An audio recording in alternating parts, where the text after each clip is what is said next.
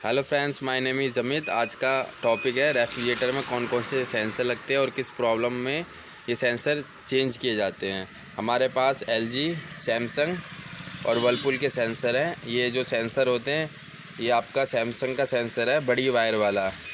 और ये क्यों चेंज होते हैं? जब डीफ्रॉस्ट की प्रॉब्लम आती है सैमसंग में, डीफ्रॉस्ट की प्रॉब्लम, ऊपर कूलिंग कर रहा होता, नीचे कूलिंग नहीं कर रहा होता, जब हीटर ऑन ऑफ नहीं होता, तो जब ये सेंसर चेंज किया जाता है। इस सेंसर की मात्र वैल्यू है 120, इसकी वैल्यू है 120 रुपये इसके सेंसर का प्राइस है।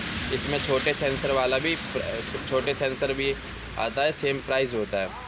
और ये हमारा है एलजी का है। एलजी में 2 मॉडल के आते हैं सेंसर इसमें। ये बायोमेटल है, बायोमेटल थर्मल फ्यूज इंक्लूड होता है।